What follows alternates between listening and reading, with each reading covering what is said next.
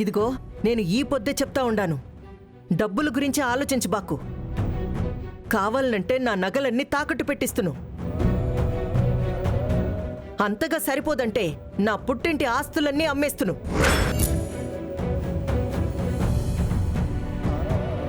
అంతేకాని వాడింకో తూరి ఈ పక్కన కనిపించినాడనుకో బావుండదు చెప్తా ఉండాను.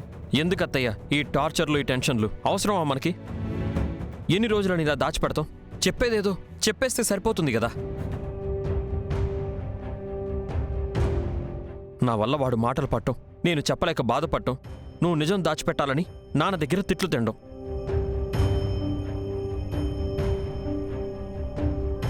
ఇవన్నీ అవసరమా చెప్పు?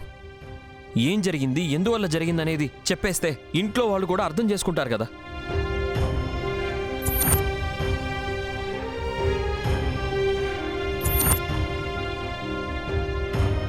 అంతగా కావాలంటే దుర్గని నేను కన్విన్స్ చేసుకుంటాను. వద్దత్తా, ఇప్పటి వరకు జరిగింది చాలు. ఇలా ప్రతిసారి ఇంట్లో వాళ్ళ దగ్గర దాచిపెట్టాలని మీరు బాధపడటం నేను చూడలేకపోతున్నాను. ఇంకా ఈ నిజాన్ని దాచిపెట్టాల్సిన అవసరం లేదు. అసలు ఆ రోజు యాక్సిడెంట్ చేసింది అన్నా.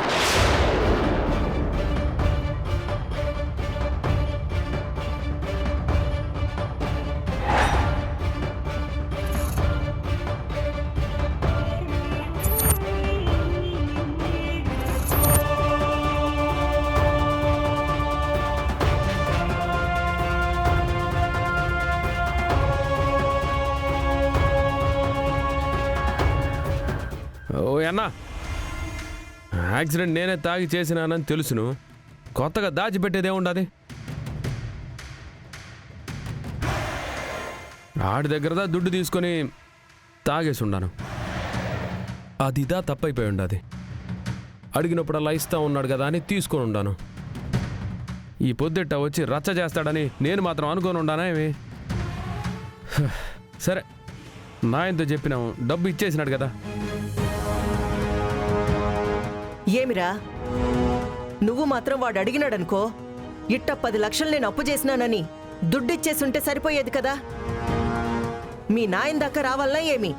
అదే అత్త, ఎప్పుడో చెప్పినాను, నాని కూడా చెప్పరా మాట అని. వాడేమో ఇట్ట అప్పు చేసినాడంట, అది తీర్చాలంట అని చెప్తా అని ఇంత దూరం తీసుకొచ్చినాడు. సర్లే, ఏదో ఒకటి, మొత్తానికైతే దుడ్డు కట్టేసినాం కదా, ఇంకా అంత ఇబ్బంది లేదులే. రే అర్జున, ఇట్టాంటి ఎంత దాచిపెట్టమాకండ్రా. ఇప్పుడు చూడు ఎంత రచ్చైపోయి ఉండాదో.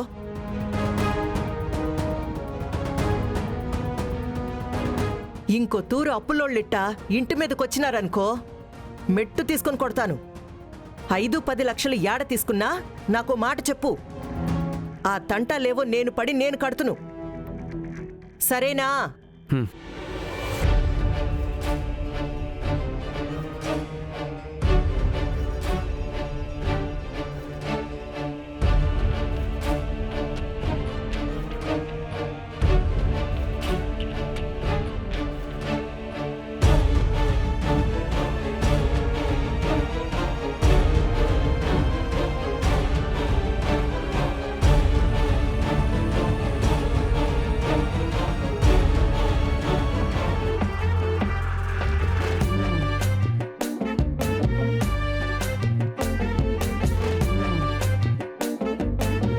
ఓ మేట్రో, నువ్వేడేం చేస్తా ఉండవు?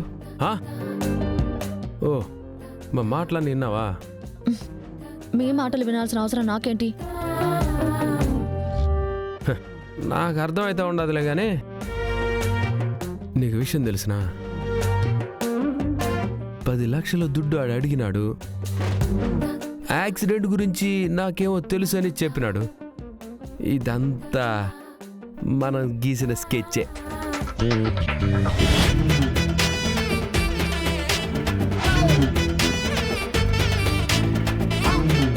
అవును మేట్రో, మా ఇంట్లో వాళ్ళందరినీ చిన్న అబద్ధం చెప్పి పిచ్చోళ్ళని చేసేసినాను. కోట్రు, అర్థం కాకుండా మాట్లాడుకో. పిచ్చోళ్ళంటే ఏడవేంటి? మరి నా 1/4 మంది ఎంత అవుతుంది? హాఫ్ ఎంత అవుతుంది? ఫుల్ ఎంత అవుతుంది? నిజంగా వాడి దాన నేను 10 లక్షలు అప్పు చేసినాను అనుకుంటా ఉండవా? చేయలేదా? మరి ఎందుకు వాడొచ్చి గొడవ చేశాడు? ఓ మీటరు, నేనేమన్నా ఏ పూట కా పూట కూలి పని చేస్తా ఉండానా, లేదంటే ఆడైనా జీతానికి పని చేస్తా ఉండానా? మా నాయన కోటీశ్వరుడు. ఆడిగాడ ఈడిగాడ 10 లక్షలు అప్పు చేయాల్సిన అవసరం నాకే ఉండదు.